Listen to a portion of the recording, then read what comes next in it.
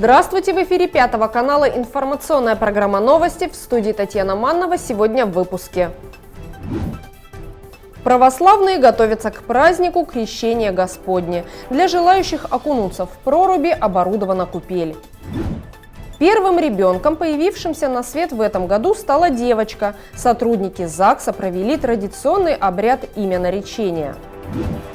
Индинские старшеклассники настраиваются на сдачу экзаменов на высокие баллы. Утверждены даты проведения государственной итоговой аттестации. Крещенские посиделки, игры, святки и колядки. В святочную неделю горожане решили заглянуть в будущее и узнать, что их ждет в этом году. Глава Коми отправил в отставку республиканское правительство. Об этом он объявил на пресс-брифинге в понедельник, 17 января. Свое решение Владимир Уйба связал со стратегическими задачами развития, которые предстоит решать уже новой команде. Прежде всего, это диверсификация экономики и реализация программы социально-экономического развития региона. По поручению президента России ее необходимо утвердить не позднее марта 2022 года.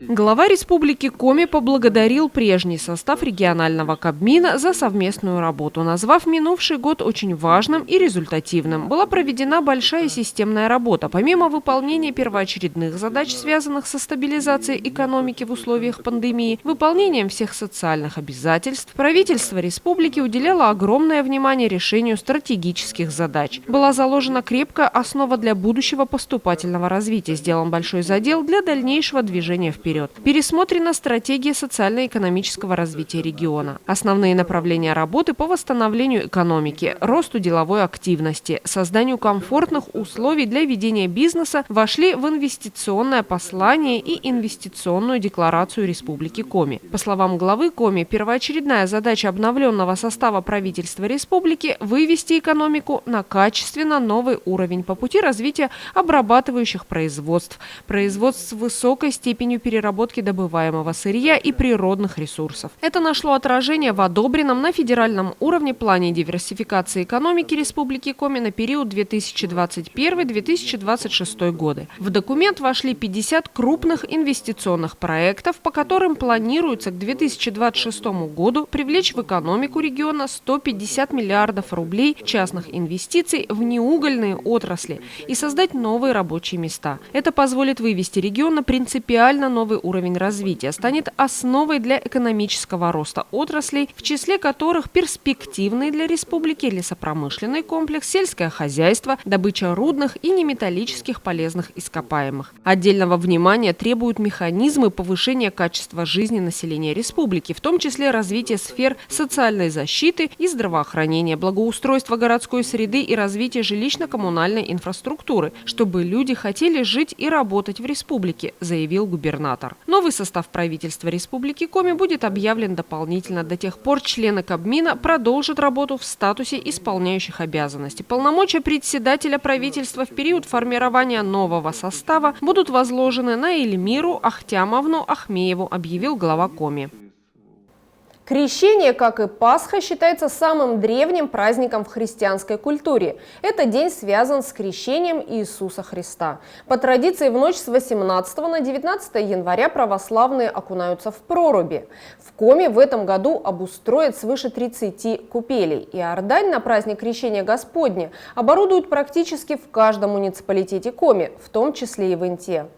Утром 19 января в храме Святой Троицы пройдет божественная литургия. Сразу после праздничной службы в 10:00 состоится крестный ход от церкви до купели. В связи с эпидемиологической ситуацией вводится ограничение в количестве 100 человек. Прорубь, как и в прежние года, будет оборудована возле дома 1 по улице Северная. Есть правила и рекомендации устройства купели, разработанные Российской Федерацией. То есть мы делаем строго в соответствии с ними. Ежегодно до производства самой купели проходит совещание в администрации, где присутствуют все структурные подразделения, органы, которые будут осуществлять и контроль, и изготовление. То есть предварительное совещание у Киселева Владимира Алексеевича было проведено, то есть все участвующие лица получили свои задания, поэтому в соответствии с этими заданиями мы работаем. Главная задача – обеспечить безопасность людей, которые придут на крещение и решат окунуться в купель. Силы и средства МЧС на время праздника переведены в режим усиленной работы. Многие структуры организации будут участвовать именно в организации самой купели. И будет и ОМВД, значит, будет и МЧС, и спасатели, будет и скорая помощь. То есть, многие люди здесь будут участвовать, и палатка будет стоять. То есть все, вот так же, как ежегодно. Специализированная техника ведет очистку дорог от снега в месте предстоящего крестного хода. Для желающих окунуться в проруби на месте купания будут созданы комфортные условия. Установят палатку с обогревом, в которой можно переодеться. Также интинцев ждет горячий чай. Праздник Крещения Господня, он с 18 на 19, значит, проходит купание. Значит, здесь уже с вечера 18 значит, будет дежурить и спасатели, то есть и здесь и мы будем, и скорая помощь, и ОМВД, то есть люди вот уже могут подходить, окунаться, чтобы быть здоровыми, не болеть. Специалисты ГИМС уже провели обследование льда. Его толщина более 1 метра, что соответствует нормам. Новый штамм COVID-19 омикрон быстро распространяется по всему миру. Случаи заражения уже зарегистрированы и в Республике Коми. Специалисты продолжают убеждать население в том, что самый надежный способ защиты от вируса – вакцинация. Следует помнить о том, что если вы уже сделали прививку, но прошло более полугода, нужна повторная вакцинация. Количество антител со временем снижается, поэтому в такой период важно их поддерживать на высоком уровне. Привиться можно любой вакциной, будь то «Спутник Лайт» или одна из двухкомпонентных вакцин. В России более 30 тысяч заболевших коронавирусом за сутки. В Республике Коми около 150 новых случаев заражения. На амбулаторном и стационарном лечении находится почти 2500 человек. Порядка 100 пациентов остаются в отделениях реанимации и интенсивной терапии. По данным Роспотребнадзора, на 17 января за последнюю неделю в Интинском округе коронавирусная инфекция подтверждена у 14 жителей Приполярья. Выздоровели 16 пациентов.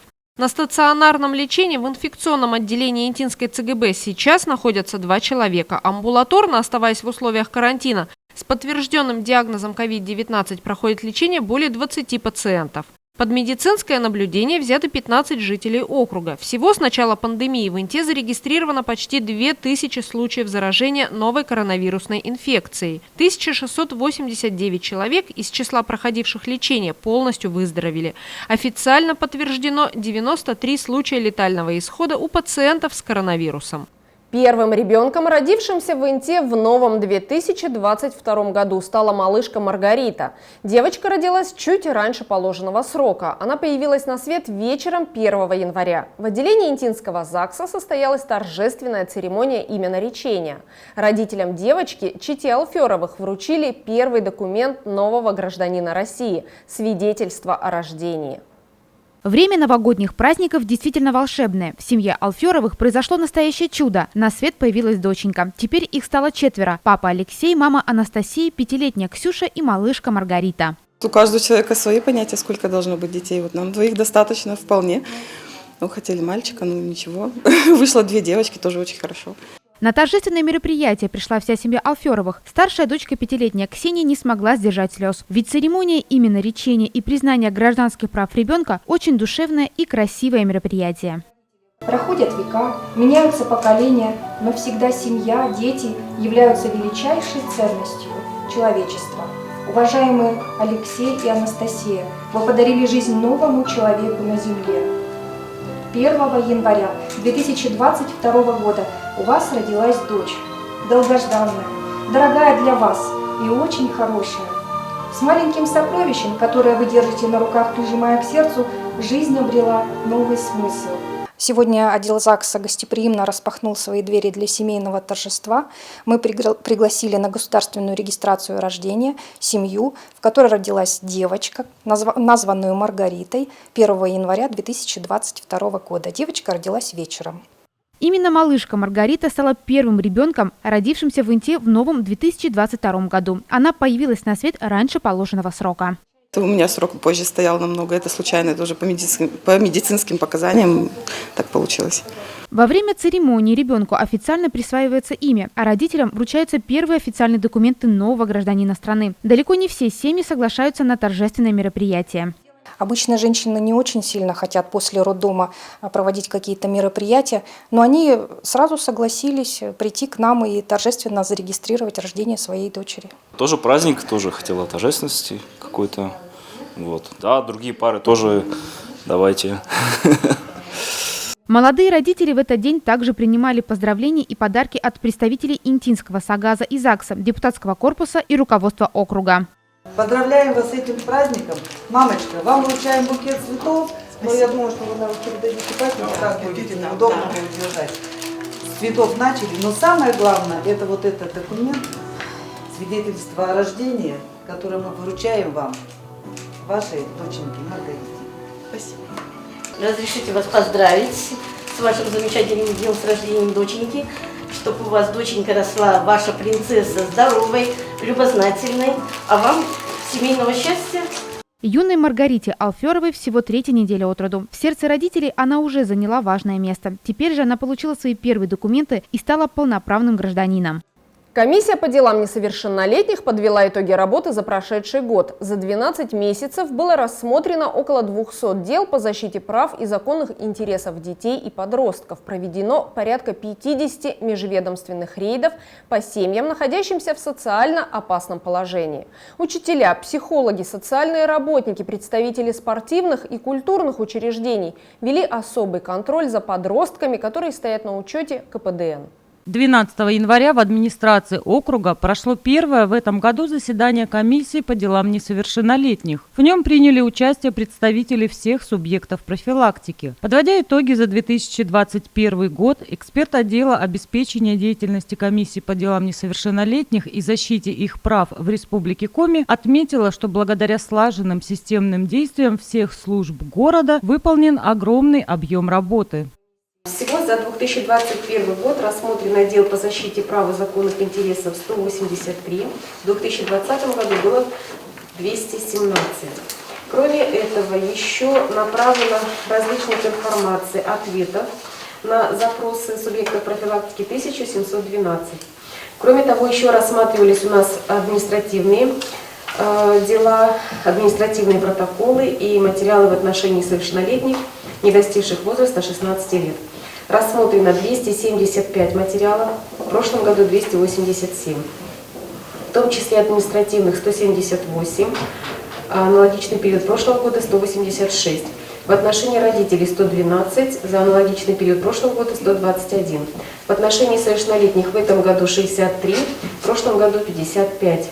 В отношении взрослых лиц по статье 6.10 часть 1 в этом году 3, в прошлом году 10.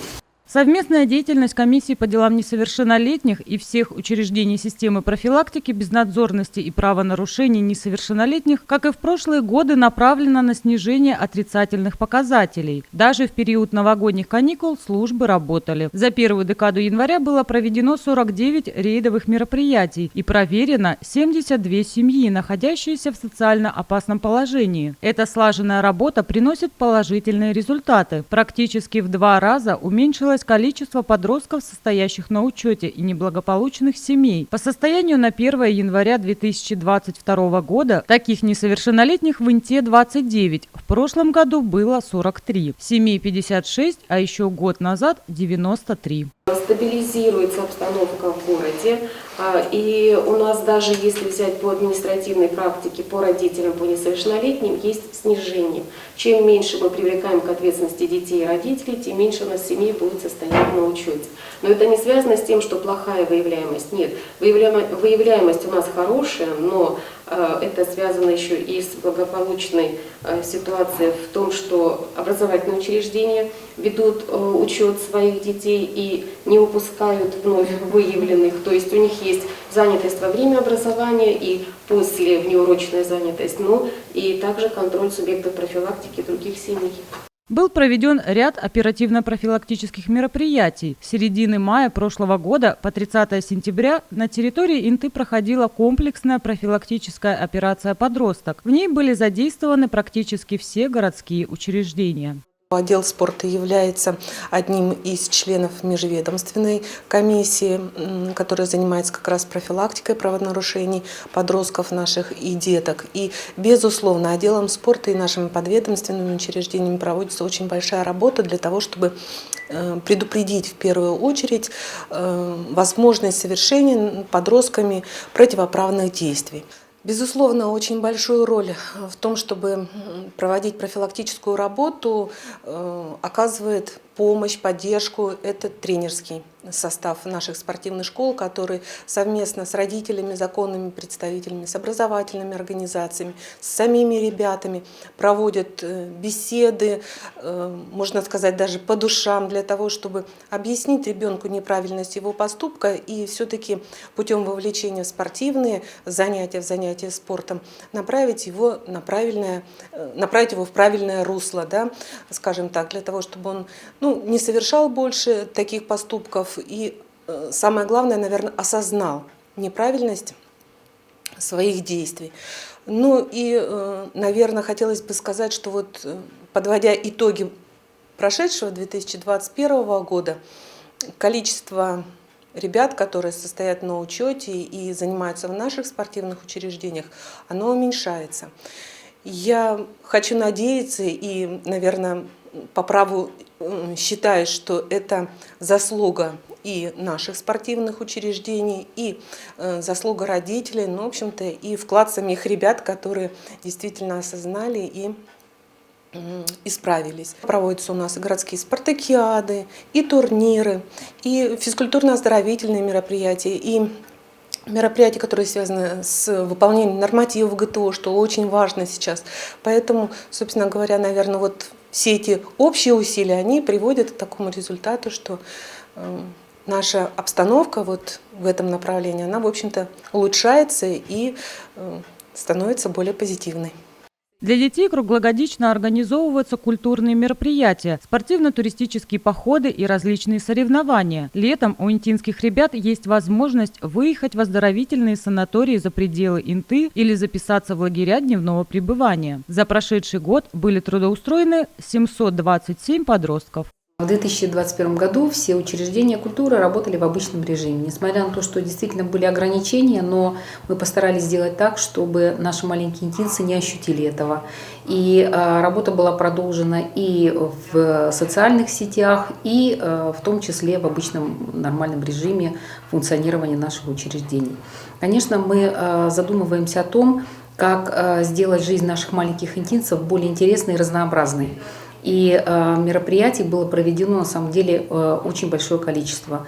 Мы активно сотрудничаем со школами, с социальными педагогами школ, говорим детям о безопасности на всех мероприятиях, и активно работает у нас и кинозал наш. В том числе мы начали в этом году работать по региональному проекту и федеральному проекту «Пушкинская карта». Очень активно работает в этом направлении наш Интинский краеведческий музей. Сейчас уже с 1 февраля возможно будет посещение по Пушкинской карте мероприятий в нашем ДК, это нашего кинозала. Активно наши учреждения культуры работают и в том числе по летнему трудоустройству. Уже несколько лет подряд ребята в составе, в этом году 55 человек, отработали летнюю смену трудового лагеря в наших учреждениях культуры.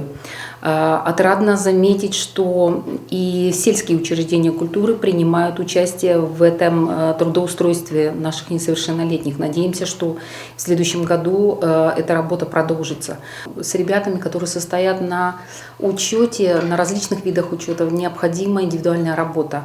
Очень активно работает в этом отношении наша сеть библиотек с такими ребятами. Знаем, что они принимают участие во всех наших мероприятиях. И понимаем, что искусство и культура играют большую роль в исправлении наших малышей. Календарный год начался. Все субъекты профилактики готовы к плодотворной работе. В рамках государственной программы «Информационное общество» в Республике Коми обеспечат высокоскоростным интернетом 18 населенных пунктов. Соответствующий проект постановления правительства региона находится на этапе общественных обсуждений. Документ опубликован на интернет-портале проектов нормативных актов и законодательных инициатив Республики Коми.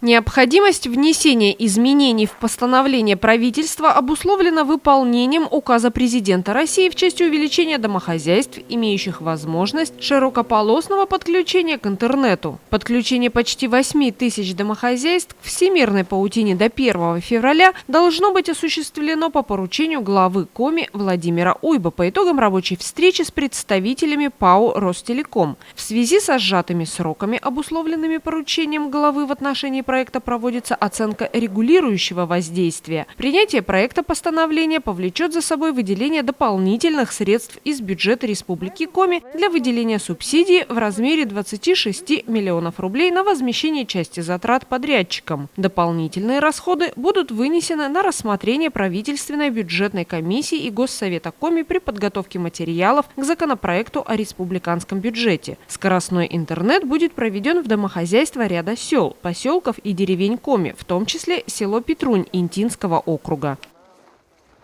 Утверждено расписание ЕГЭ и ОГЭ. Минобрнауки Коми напоминает, прием заявлений на участие в ЕГЭ завершается 1 февраля.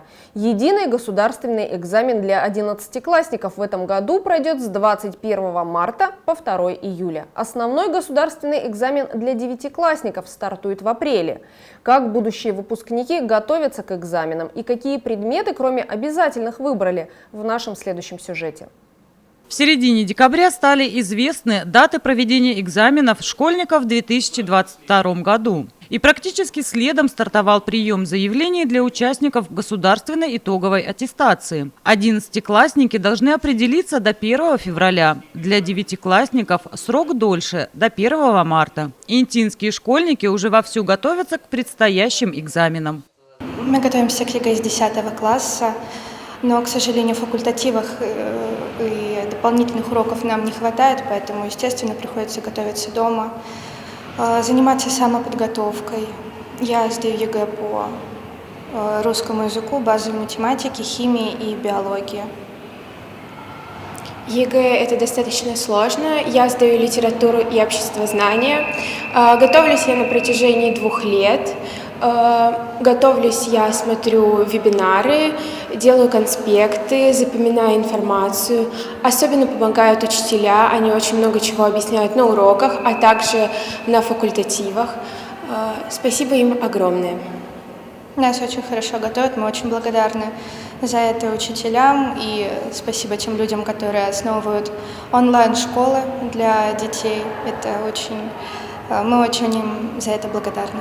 Ребята делают большой акцент на выбор такого предмета, как обществознание, поскольку он является популярным. Поэтому больше половины детей из 9 и 11 классов выбирают именно этот предмет. И чтобы они удачно сдали ЕГЭ, подготовка уже ведется прямо на самых ранних ступенях, начиная с 6 класса, как только этот предмет вводится. Обязательный государственный экзамен сдают все ученики 9 классов. Это первая серьезная аттестация в стенах школы, несомненно, важный этап в жизни каждого ребенка. У нас на носу экзамены, ОГЭ. Там 4 по выбору экзамена, 2 обязательных, 2 мы выбираем, и мы к ним готовимся. Проходит это так, что у нас проводятся дополнительные уроки в лицее, где мы подготавливаемся к экзаменам, решаем задания и прорабатываем наши ошибки. Я буду сдавать русский и математика, потому что они обязательны, и английский и информатику, потому что мне эти предметы нравятся. Мы решаем пробники в классе, нам выдают учителя их, мы подготавливаемся вне уроков, уходим на дополнительные задания, сами решаем, сложностей не возникает. Мы готовимся в классе, задаем домашние задания, на сайтах решаем разные варианты. В классах дают пробники, самостоятельные работы. Я выбрал обществознание и информатику, потому что это легкие предметы для меня. В общем, выбирают много кто простые предметы, допустим, обществознание, географию, биологию. Насколько серьезно и ответственно подойдет к подготовке к экзамену ученик, напрямую зависит от мотивации самого школьника. От результатов ОГЭ будет зависеть, сможет ли учащийся продолжить обучение дальше, перейдя в 10 класс, либо придется поступать в колледж. Те ребята, которые сдают ЕГЭ, они, конечно, 11-классники, более мотивированные, так они знают, зачем они это делают. Они в течение 2 лет уже сознательно готовятся к этому экзамену, потому что понимают, сертификат ЕГЭ нужен для поступления сейчас в очень большое количество вузов на самые разные направления. И здесь, конечно, полегче и попроще, потому что дети более мотивированы. Экзамены в 9 классе – хорошая возможность для ребят потренироваться перед ЕГЭ и решить, экзамены по каким учебным предметам можно или даже нужно будет сдавать в 11 классе. Нынешние 11-классники были лишены такой возможности. Подготовка к сдаче ЕГЭ для них сейчас тоже волнительна. В 9 классе из-за пандемии у нас отменили экзамены. И сейчас для нас это будет впервые так же, как и для 9-классников. Я выбрал информатику, профильную математику и русский. Готовлюсь потихоньку, благодаря интернету, учителям. Сам также ищу задания, учусь, смотрю теорию. Напомним, с начала пандемии коронавируса выпускники 9 и 11 классов сдавали экзамены в упрощенном порядке. ОГЭ для 9 классов был отменен в 2020 году, а в 2021 его провели в урезанном формате. Вместо 4 экзаменов школьники писали контрольные работы по русскому языку и математике. Обязательный для всех выпускников ЕГЭ по базовой математике был отменен. В этом учебном году все возвращается к доковидному формату. Условия, в которых будут проходить экзамены, они в рамках новых санпинов будут сохраняться. То есть это рассадка, это 1,5 метра расстояние, это все сохраняется, как и было и в прошлом, и в позапрошлом году. Что касается самих экзаменов, да, ограничения снимаются многие, и мы возвращаемся к стандартному, к нашему работающему варианту 2018 года. То есть 11 класс будет сдавать обязательные математику и русский язык, математика на выбор, либо базовая, либо профильная. Это те условия, которые у нас были, они снова возвращаются, и мы работаем по ним. Опять-таки, я говорюсь, если не будет никаких всплесков заболеваний или каких-то непредвиденных обстоятельств. Поэтому мы идем по стандарту, по тому, так скажем, отработанному пути, который у нас был до момента возникновения всех этих ограничений. 9 класс сдает 4 экзамена, 2 обязательных, русский, математика, 2 по выбору. В этом году основной государственный экзамен пройдет с 21 апреля по 2 июля, а единый государственный экзамен с 21 марта по 2 июля. Предусмотрены досрочные и дополнительные периоды сдачи с резервными днями. В прошлом году досрочная сдача экзаменов была отменена из-за пандемии. Времени для подготовки к экзаменам катастрофически не хватает, особенно по предметам на выбор. Ребята, помимо освоения школьной программы, занимаются дополнительно. В лицее есть прекрасные возможности для того, чтобы ребят готовить во внеурочное время.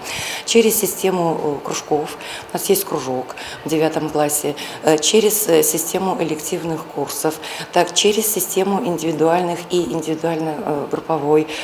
групповых консультаций, Ну и, конечно же, дети имеют возможность пользоваться широким спектром интернет-ресурсов, которые сейчас в большом доступе, и ребята мотивированные, они, конечно же, решают задачи с сайтов, да, решу ОГЭ, решу ЕГЭ, для того, чтобы себя проконтролировать. Я планирую сдавать биологию и общество, потому что хочу поступать в определенное учебное заведение. Готовлюсь я с помощью вебинаров, также проходит подготовка на уроках. Это требует очень много времени, вот прям очень. К ЕГЭ нас также готовят уже тоже достаточно давно. Вот, например, по математике мы еще с 10 класса готовимся. Мы купили все сборники, ходили на дополнительный 7-й урок, занимались в 10 классе. И когда мы пришли в 11 класс, мы уже полностью знали, какая будет первая часть и вторая часть по экзамену. Мы подходили к учителям, нам давали работы прошлогодние, там, например, 2018, 2019, 2020 года. 21 учебного. Мы смотрели, какие будут задания, готовились. Я выбрала общество и литературу. Общество я выбрала, так как это предмет популярен, его чаще всего выбирают выпускники. Литературу я сдаю так, как она мне требуется для поступления по моей специальности. Готовлюсь я в школе дополнительно, и также я занимаюсь в онлайн-школе. Это как онлайн-репетитор, где есть домашнее задание. И если что-то не понимаешь, можешь там тоже узнать, спросить. То есть это как репетитор, но онлайн. Некоторые умудряются не только успешно учиться и вести подготовку к экзаменам, но и принимать участие в олимпиадах. Да, это сложно, надо сверх нормы затратить времени и сил, но по словам как педагогов, так и детей, участие в олимпиаде, даже если не принесет победы, то является дополнительным подспорьем при подготовке к ЕГЭ. И маленькие дети, и которые уже в старшей школе учатся, 10-11 класс, они проходят очень хорошую школу через олимпиады. То есть очень многие дети выступают в олимпиадах и получают определенную подготовку к той же государственной итоговой аттестации. Да, проходят всякие разные интеллектуальные марафоны, где дети тоже имеют возможность систематизировать свои знания и применить эти знания в нестандартной ситуации. Это все очень большая вот такая помощь, которая есть. Сейчас еще в 9 и 10 классах ребята в обязательном порядке готовят итоговый индивидуальный проект, а это тоже в какую-то определенную тему, в какой-то определенный блок, вот такое погружение, и это тоже своего рода подготовка к экзаменам. Но я думаю, наши дети сдадут экзамены. Выпускники сейчас вышли на финишную прямую. Осталось совсем чуть-чуть. Поднабраться сил, потянуть свои знания, преодолеть волнение и получить лучший результат. Интересно и весело интинцы отметили Старый Новый год. В истории этого праздника есть давние традиции, например, гадания и колядки. А еще это прекрасный повод встретиться с друзьями, близкими и загадать сокровенные желания. 14 января горожане побывали в Центральной библиотеке на крещенских посиделках. Погадали на картах, костях, магических рунах и своими руками сделали сувениры-обереги. Ежегодно на Рождество и святки сотрудники Центральной библиотеки организовывают для интинцев насыщенную культурно-развлекательную программу с познавательными конкурсами, играми, таинственными гаданиями и мастер-классами. Культработники рассказывают горожанам о древних русских обычаях и традициях. Кругом рождественская мгла, во мгле гудят колокола, и с ними в лад слова звучат: «Мир на земле и счастье вам». Я чувствовал, как в этот день жизнь городов и деревень, объединив, звучит призыв: «Мир на земле и счастье вам». В ночь на 25 декабря у католиков и протестантов и 7 января у православных, когда на севере снег легко кружит в свете ярких праздничных окон, мягкими хлопьями падает на землю и поскрипывает под ногами, а на юге теплый ветер колышет пышные ветви пальм, повсюду, где преобладающей религией является христианство, празднуется Рождество. В рамках рождественской викторины, которую подготовили библиотекари, интинцы узнали много нового и интересного. Например, почему именно елка стала символом Нового года, кто такие волхвы, какие традиции связаны с Вифлеемской звездой и что означают понятия «всенощная» и «лампада». Что такое сочельник, как вы думаете? Ночь перед Рождеством. Давайте посмотрим, верный ли это ответ. Да, сочельник – это канун Рождества. Следующий вопрос. Какие традиции связаны с Вифлеемской звездой, вы знаете? Какие? Расскажите. Вы что-то слышали, может? Какие-то предположения есть? Нет? И тишина. Подарки дарят. Ага. Так, Вифлеемская звезда – особый знак, который был явлен человечеству, чтобы известить весь людской род о рождении Иисуса Христа. С давних времен существует традиция изготавливать Вифлеемскую звезду, главный рождественский символ, и украшать ею елочку. От Рождества до Крещенского сочельника длится святочная неделя. Что такое святки или святые дни? Какой смысл несет этот праздник? Какова история его происхождения? И как гадать на святки, знают далеко не все. Верующие люди, как правило, в эти дни ходят в храмы на богослужения, совершают таинство причащения. На святки принято проявлять милосердие, посещать больницы и детские дома, подавать милостыню малоимущим, заниматься благотворительностью. Для молодежи этот период всегда ассоциировался с народными гуляниями и гаданиями. Церковь запрещает ворожить и узнавать свое будущее, но девушкам всегда хотелось узнать, выйдут они замуж или нет. Также интересно узнать, будет ли благополучным год. Традиция святочных гаданий и обрядов существует на Руси очень давно. Зимой гадания устраивались не только на Рождество, на Васильев день. Сегодня очень хороший день для гаданий. И все дни, святые вечера, они все подходят для гаданий. Так что можете погадать у нас и у себя дома. Гадали в основном вечернее или ночное время, стараясь успеть до первых петухов. В русской деревне гадать умели все. И это важно осознать, поскольку это означает, что все в той или иной степени видели действенность обряда гадания. Гадали по одному или собирались в компании. Ознакомившись с историей праздника, традициями предков, культурное учреждение погрузилось в неповторимый ореол таинственности. Началось гадание. Традиция гадать на святке является древней и, по всей видимости, будет жить еще очень долго. Кроме естественного желания знать то, что скрыто, святочные гадания проходят зрелищно и захватывающе. Я занимаюсь биомагическим предсказанием. В помощь у меня вот такой вот маятник, где каждый желающий может задать свой интересующий вопрос и что на данный момент его волнует. То есть мысленно это все произносится, и маятник начинает свою работу. Также у меня есть такой магический волшебный шар, где тоже можно задать ему вопрос, потрясти его, и он, если вот видно, дает ответ на интересующий вопрос. Ну и в конце, чтобы все-таки желание сбылось, тоже есть волшебный шар, где нужно загадать желание и провести 12 раз по колесе фортуны. И в этом году желание обязательно должно исполниться. Любой российский человек хорошо относится к праздникам, в том числе к Новому году, потому что все мы помним из детства какие-то вот развлечения, песни, колядки, поздравления друзей и родственников. В общем, это все весело, интересно, и сегодняшний вечер в библиотеке позволил нам вспомнить, окунуться в эту атмосферу. Способов святочных гаданий на Руси было придумано огромное множество. Некоторые из них сотрудники библиотеки решили продемонстрировать горожанам. В основном, конечно, это были добрые и безобидные предсказания.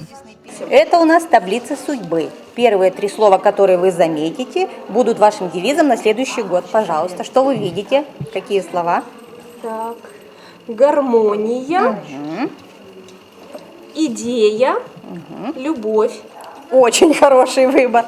Так, значит, это ваш девиз на этот наступивший год. А теперь это у нас гадание славянские руны. Выбираете, не глядя, одну руну, и мы по табличке смотрим, что вас ждет. Выберу закрытую. Так. Ж. Или это не... Нет.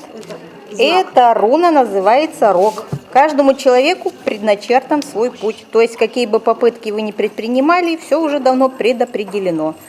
Ну, такой смысл этого гадания, этой руны. А теперь что-нибудь задумайте, какое-нибудь желание, и бросьте нашу косточку. Глянем, что ждет вас в ближайшем будущем. Так. Загадать желание. Ну, как бы да. Все-таки, что вас ждет? Вот, прям вот-вот-вот, уже. Совсем рядышком. По-моему, очень неплохо. Большие деньги.